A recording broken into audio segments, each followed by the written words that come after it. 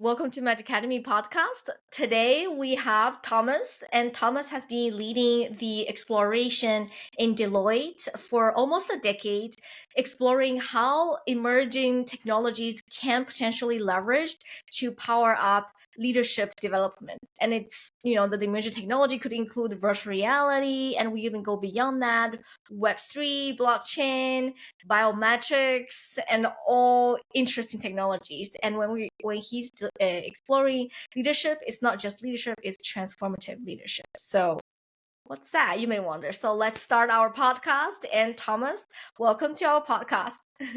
Awesome. Thank you, Gianni, for such a wonderful introduction. It's a pleasure to be here. Beautiful. And for our audience who are curious about you, can you share with us a little bit of your background and how you got to where you are? Be so curious. Of course, let's go. So, I'm Thomas, and by nature of education, I'm an organizational psychologist because I was just so curious about the depths of the human mind.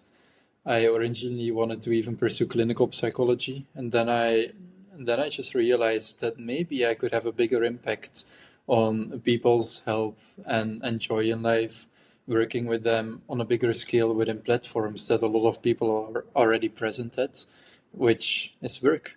So I shifted my focus to organizational psychology, and I became especially interested in leadership and learning. And that's really where my passion came from, especially looking at Cambodia, where I traveled after graduation, and to some other countries in between, mainly Southeast Asia. I just saw that successful societies seem to have leadership and education right. And in Cambodia, where you had like the horrible genocide by the Red Khmer 45 years ago now, and they basically abolished education. They killed people for wearing glasses and being able to read. And leadership was just driven from a vision of a perfect society, very ego driven from a select amount of people. And that's where I really embodied like how important leadership and learning are for the thriving of any kind of society. And later down the road, I also became intrigued in how technology can help us achieve that. My own personal experience was when I became an eagle in a virtual reality headset for the very first time. And I was mind blown by how easily my consciousness was transported in a non-human being, an eagle, and how my brain was tricked into a different kind of perception. So then I figured if this is possible with as abstract of a version of an experience where you become an eagle, if you can customize those kind of experiences specifically for leaders to help them learn and expand their sense of self, their vision on the world, their interconnectedness with their organization and team members, that could yield like results that are never going to be replicable in e-learning, for example, which I was by then creating for Deloitte when I was working there. So my whole journey in the passion of leadership and learning led me onto a corporate consultant career for a number of years. And recently I exited this world to start my own company called Beings. And there is so much more to talk about, but maybe let's stick with this for now for an introduction and dive into some of the further questions. That's beautiful. And we're probably curious, thank you for sharing the story of you transforming into a eagle, flying through the sky and totally changing a different perspective, a non-human but much bigger than human perspective of the world. Could you share a little bit why virtual reality? The story definitely resonated, but what made you committed to the power of virtual reality and biometrics and other emerging technologies in terms of leadership, and why? And also, before we answer this question, we'll be curious, like we've talked about like leadership for a long time, but you're talking about transformative leadership. So what's the difference between transformative leadership and the traditional sense of leadership? Yeah, very good question. And you mentioned something like on point. We've been talking about leadership for a very long time. And if you look throughout the literature and the perspectives on leadership throughout our human history, we have grown beyond like initial models of like the great men leadership model, where you have those big personalities and they represent countries and they are in charge of pretty much anything, which also led us to believe that leadership is inherited, like you're either born as a leader or you're not. And moving beyond that model, we started to disseminate leadership more into a model of traits, in the sense that there are certain leadership traits that scholars identified which constitute a leader. And those traits are not as inherited as we thought they were. They can be taught and learned. Um, and then even there is an evolution where we moved beyond the fixed set of traits that people believed constitutes a leader. And we moved into more of situational leadership, where different situations require different forms of leadership, different personalities, different strengths and traits. And from there, uh, what's interesting is to see that in the current corporate societies and models, we evolved into a system of leadership where we associate the role of leaders more with management. Most of the leaders have an important management function. And although that's not what leadership really stands for in its definition, it's right now what we witness the most. That when people call you a leader, you typically hold some form of management position in a company and you have some form of control and authority in a system. And where I believe a lot of the tension is coming from, and where in a second I'll be moving into what transformative leadership is that managing people, managing processes with a certain set of incentives aligned to organizational success, which are fixed to a big extent, they don't really serve us as well as they used to be, because our world has become increasingly complex, uncertain, volatile. All of the VUCA elements are there, and now we are fully living it. And when I'm working with senior leaders in these bigger organizations, I sense that a lot of the tension is coming from what they were used to as a successful leader. What used to work for them doesn't really work anymore. A lot of people got promoted into leadership positions because they had very strong analytical mindsets and skills. Like I quote one of the leaders, like, I came to become a Deloitte partner because I was good in Excel. And so it's funny how like these traits and these skills were valued back then, and now, while still important, it becomes so much more complex. So leadership becomes more complex.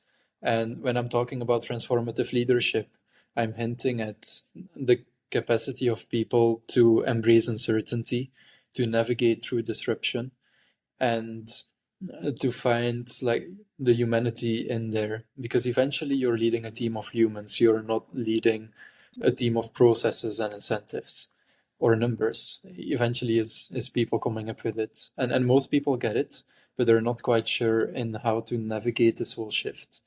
So what I also associate with transformative leadership, it's linked to models of consciousness. So where like the management position is more centered around the sense of the ego as a self, because I will make sure that we can reach those results, and this is like the certain set of processes, and this is the limited context we are operating in. It's quite simplified, and it also comes from a more egocentric perspective of the world, which is not bad in itself. It's just not really fitting to the world that we live in today. So when we expand to transformative leadership, we transform our sense of ego, our sense of self, into something that encompasses more of the complexity of the living systems we are part of, the ecosystems that our organizations operate within, and how we can navigate from that sense of expansion after transforming from a more egocentric view of the world towards a more extended, expansive worldview.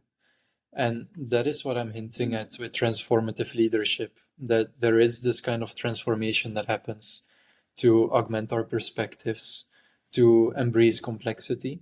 And then there are, of course, more down to earth skills and capabilities that you can learn that can help you with navigation. But the real transformative part, that's what I'm pointing at when I'm using this word in leadership.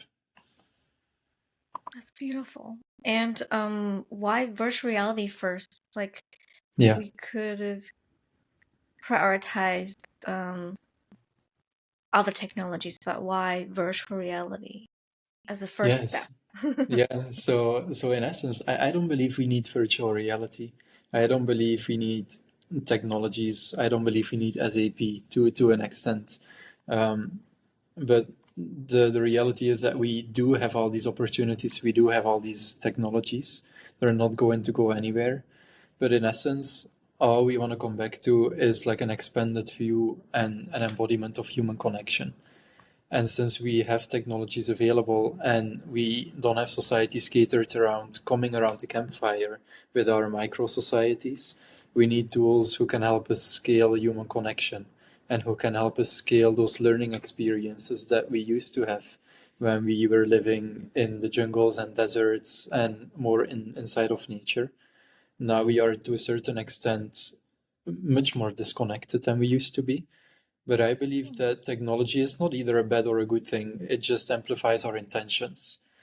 So it's the same with a hammer. It can be a tool for putting up a picture on your wall um, or for hurting someone. And like with this context, I believe virtual reality is a very powerful tool to expand consciousness. Like I became an eagle in the split of a second, which is really hard to do with any other tools that we currently have. I believe the same mechanisms can be better understood and used to help people connect more deeply within themselves and even practice and role play with human like avatars that you can see that they're not real. You know that they're not real, but somehow your body, your brains, they believe that they are real because like there are certain components that constitutes a real enough experience in a virtual world. So you can practice social emotional intelligence by talking to an avatar and taking that embodied experience, bringing it into the real world, and not just expanding your own sense of self, but also training very distinct capabilities that are harder to practice otherwise.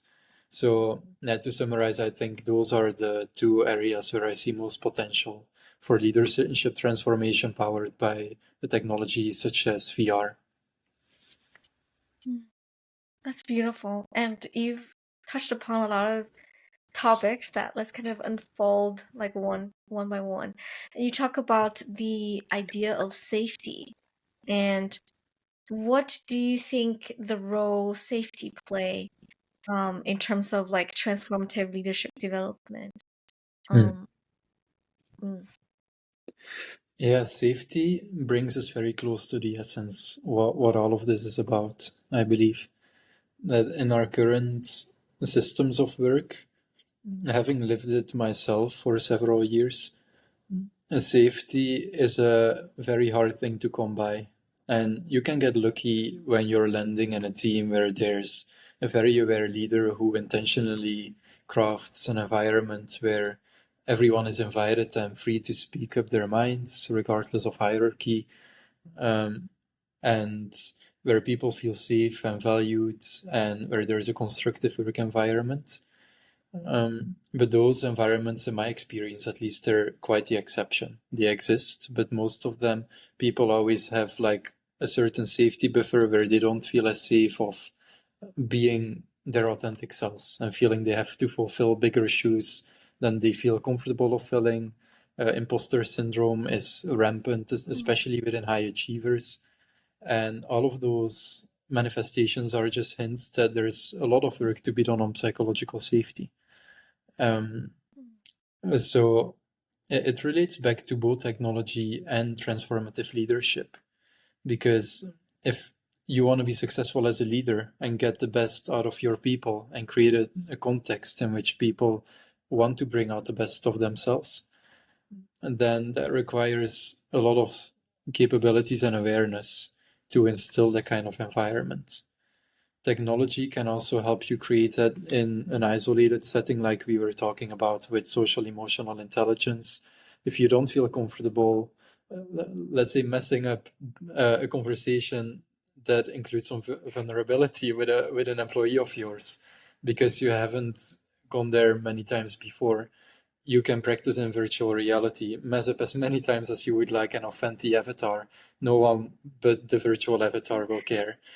And in that sense, you create a little bit of a safety buffer in case you wouldn't feel safe enough to potentially offend someone or to be clumsy in a conversation, and where people wouldn't have the trust or the safety to respond well to someone being clumsy with them. So in that sense, technology can buffer a little bit of those side consequences of the lack of psychological safety, and it can also help us improve it. That's beautiful. And you also mentioned about the idea of like curiosity. Do you think safety is somehow related to the ability to foster curiosity, childlike wonder? Are they related, or you think that kind of comes from somewhere else? If we go back to the nature of like feeling unsafe, I would argue a lot of that comes from the fear of being judged and from a skeptical work environment. And those two traits I find are very prevalent in a lot of businesses because people have been taught that you need to be skeptical of new ideas. It's like a risk management approach or their fear-based mechanisms just to make sure that you do make the right decision. But I don't believe that they are the most helpful mechanisms. And those are the ones that, in my experience, stand most in the way of tapping into this childlike wonder or curiosity.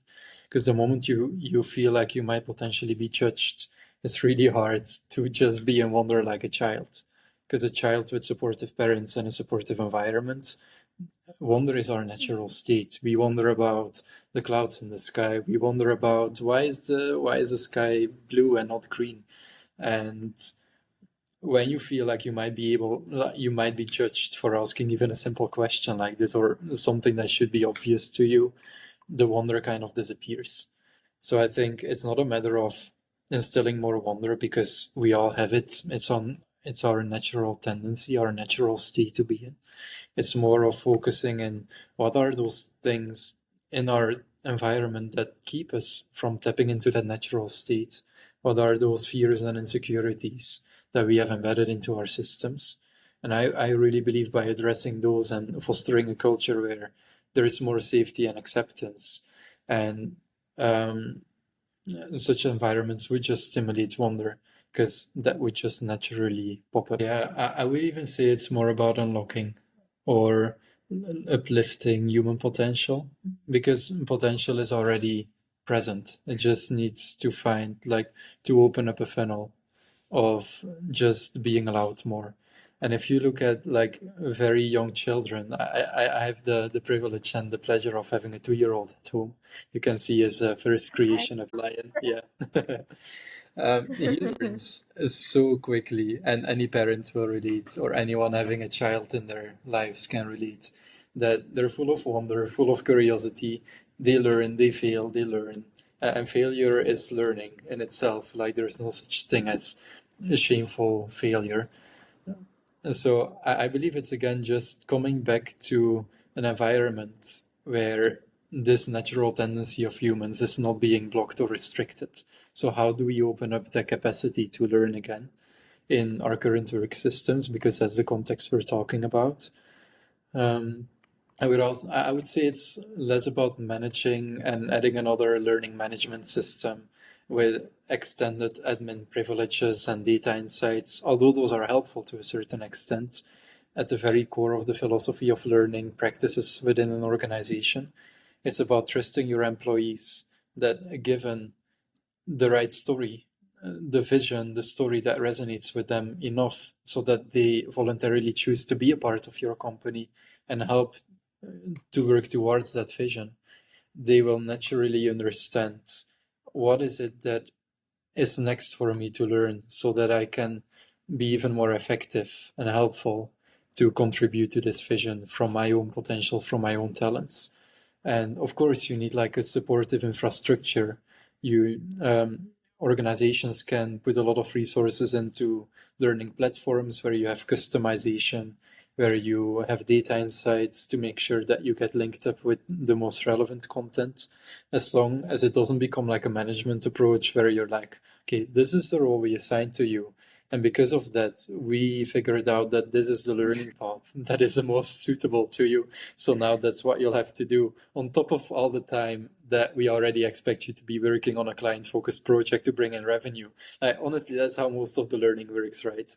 And that's like more of a managerial approach to learning. Instead of that, you can let go a little bit more, have a very clear story, an opportunity-based narrative for an organization, which propels people in buying into a vision, and then trusting that people will eventually, like naturally identify what is it that I can learn with the help of my company's resources that can help me become more effective in contributing towards this company. That's beautiful. So it really boils down to removing all the hurdles, removing all Pretty the much. man-made structure, I would just to say like let yes. them be. I would say it's like a mix. If you put it like this, it's like a mix of servant leadership coming from the L&D team and HR, a mix of servant leadership and inspirational, transformational, charismatic leadership. Because you want to get people passionate about a certain goal, because if there's no direction, you will get lost in all the learning opportunities and you'll get a very disjointed organization. But then once you've got that clear and you've got people behind you who can rally to the cause, then providing them with supportive infrastructure and learning opportunities and time and a culture where it's expected to learn, that's what you said, removing the obstacles and the hurdles and becoming more of a servant leader to allow people with the best possible learning experience. And how do you think would biometrics be applied to the development of transformative leadership? Will there be like possibilities of getting people's bio data during the training in a virtual environment to help maybe prompt them, or how do you see that possibility?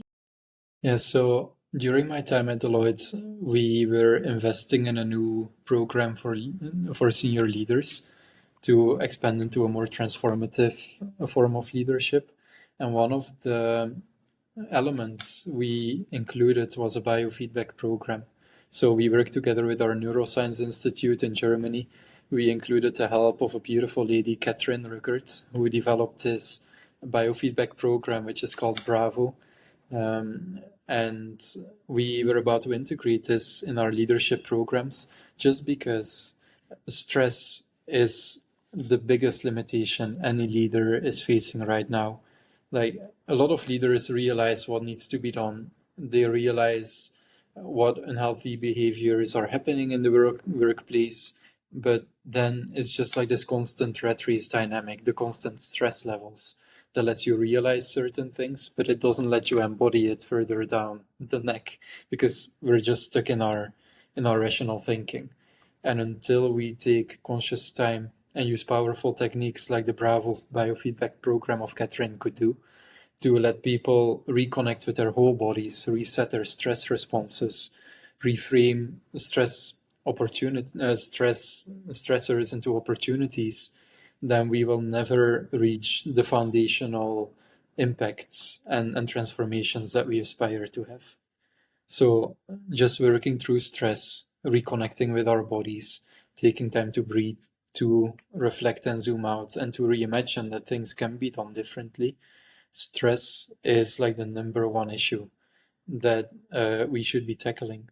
And biodata, biofeedback can be a really powerful tool for people because it helps you with feeling more into your own body, especially if you've been disconnected from it for a very long time. You're not used to listening to your body. It's even hard to reconnect to your heartbeat and your gut feel.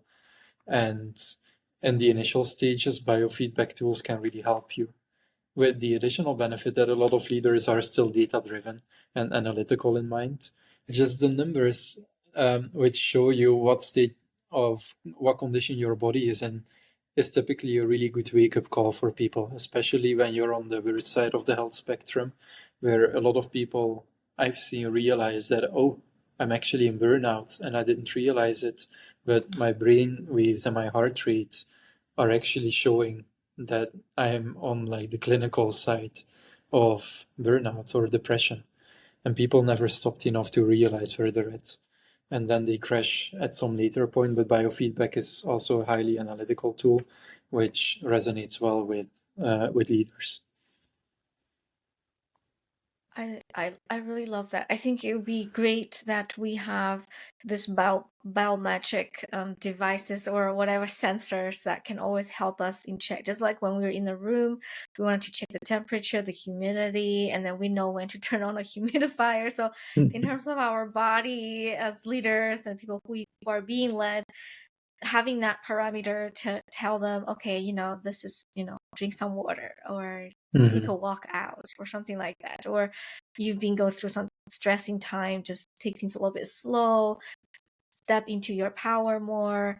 And if there's communication challenges or maybe a strong deadline, maybe it's time for you to renegotiate with whatever stakeholders are in the conversation to see if there's a better way to move forward without burning everybody in the short term, so they can go long term.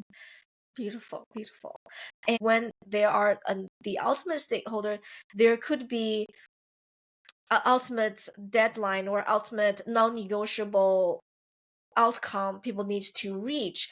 How do we potentially, I wouldn't like to use the word balance. It feels like it's too it's like in confliction. I would choose to use the word harmonize. So how would we potentially harmonize the new realm of transformative leadership into, the ability to actually accomplish a non-negotiable outcome? And how do we harmonize those dimensions Yeah. into Yeah. one? Great question. I would say there is a long-term perspective and a short-term perspective response to this. The short term, which most of us are faced with every day, is that, okay, some things we just don't afford the choosing. We have to operate within limits and boundaries. And I believe that's actually a great thing. Giving you a practical example, I was speaking at the lead character designer of Pixar Studios at a conference. So she is designing all these characters in the animated movies of Pixar, and she said that, I love boundaries because she got a question from the audience. Everything was about creativity and igniting your spark, and someone asked her a very similar question. They were like, so what happens if you don't have creativity and you have a deadline for like developing this character for this movie by the next week? And she's like, I have no choice. I work for this company, and when this character needs to be finished, that's what needs to be done. So having creativity or not, that's not an option. And in her response, you can just tell that this boundary actually helps her to ignite the creativity out of a need, because you have to operate within those boundaries, and you cannot choose everything yourself. What you can create is all the space within the boundaries you have and get as creative as possible to operate within those limitations. So I would say that's the short-term response to this. And in the long-term response, I believe we're all just here as humans seeking our truths together and evolving our truth together. And yes, a CEO might have more influence than a new joiner or an intern. Yes, a shareholder might even have more influence than a CEO, depending on the corporate structure. But in the end, no one has like the ultimate truth, and everyone wants to have some level of success. And the matter is to define what that success is and who is part of that success. And again, pointing towards the transformative leadership and the expanding sense of self and consciousness, the more we start to embed the success of not just shareholders or even not just companies and its employees or the stakeholders, but also the planet and natural life in our universe, the more healthy limits and boundaries and incentives and requirements we will create. So on the long term, it would just to be my advice, have those vulnerable, courageous conversations wherever you are in any company, to open up those debates, this discourse, to come to a more encompassing truth that serves more people. And I would bet it also will make your company more successful. That's beautiful.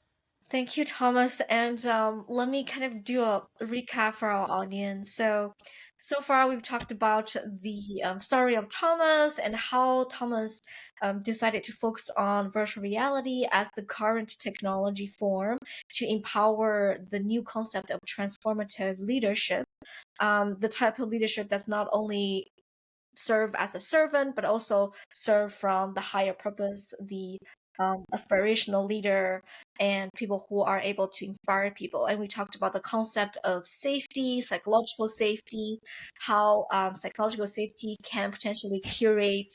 I would hear Noah in the background, so I would say Noah from here. How we can potentially curate a safe, psychologically safe environment for people to activate their childlike wonder in a very disciplined within a boundary space.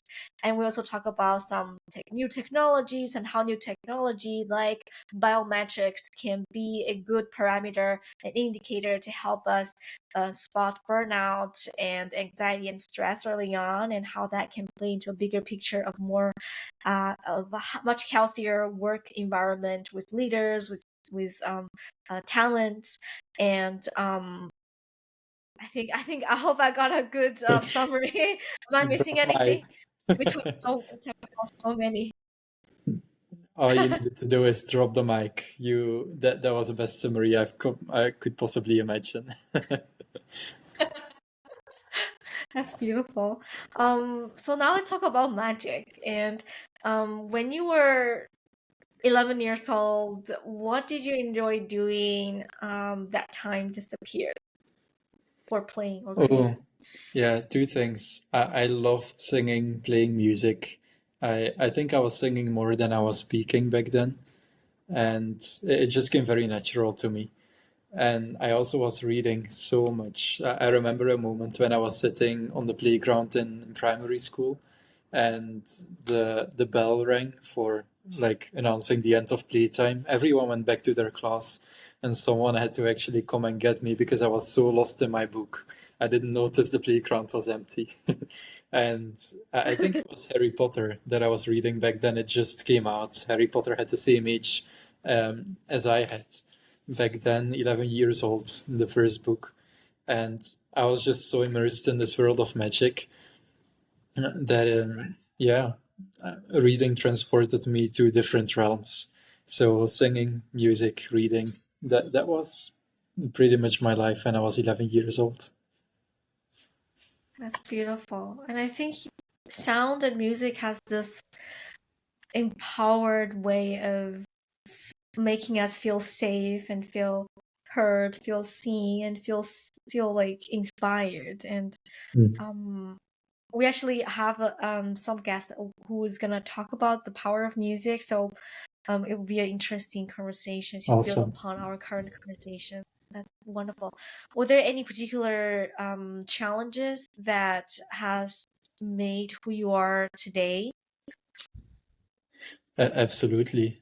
Um, I believe the most powerful growth comes from the deepest challenges you have. And the first big one that I encountered was when I was 14 years old, and my parents went through a rough divorce. I have a younger brother and sister. And so me being the eldest one in the family, I also took a lot of emotional responsibility upon myself. navigating the whole divorce. And I think, like, looking back on it, I feel like I just matured much more quickly because of it, and also learned like what the concepts of responsibility and courage are in real life. Because coming back to my father, who I didn't have any contact with for 7 years, upon my own initiative, as like a protection mechanism in the midst of everything that was going on, reinitiating that contact after 7 years when I was 21. That was one of the most courageous things I felt I ever did. It was very scary to open up that whole part again. But I also grew so much through that, and especially having become a father myself recently, that's just amplifying all of the learnings. The parent and the father that I want to be, that I don't want to be, from my own perspective and from the stories that I've heard from friends and loved ones. I would say like parenthood is definitely challenging, and it's the most loving, gratifying challenge you'll ever get. So through that challenge and the tensions and all the intensity that comes with it, um, yeah, that has led me to the most beautiful growth that I've witnessed so far. That's beautiful. So, what do you think is your magic My magic. for now? I would say that I've retained a good fair share of my childlike wonder throughout life, and that's definitely a part of my magic. I think also an excitement and a passion about a beautiful future where we can allow ourselves to be even more human. I have a very strong belief that we are heading towards this, even though the current like geopolitical evolutions in our world are showing us a different story. I just have a very a solid belief that eventually we're moving towards a state of humankind that's more connected. And the last part of my magic, I think, when I had the freedom to come up with my own function title, my own job title at Deloitte, I called myself Connector for Innovation. And I believe that's also where my magic is, because I get excited about the future and innovations, but what I enjoy doing most is connect people with each other to unlock the magic and connect the dots and achieve something that wasn't able to be achieved before. So beautiful. And I like how you connect people as the ultimate goal. Sometimes when we're talking about technology, it's easy for us to just forget the bigger picture and start digging into the details of the technology. So I really appreciate that you are opening up the perceptions for everybody that's out there and seeing the bigger picture and seeing the bigger, more optimistic, collectively flourishing future that we are inevitably heading towards, despite all the challenges that the world faces. So, thank you Mhm. very much, Thomas, for sharing your time and sharing your perspective, your wisdom, your experiences, and your magic with us. Thank you so much, Shanna. It's been a pleasure sharing this space with you. Thank you so much. Thank you, Thomas.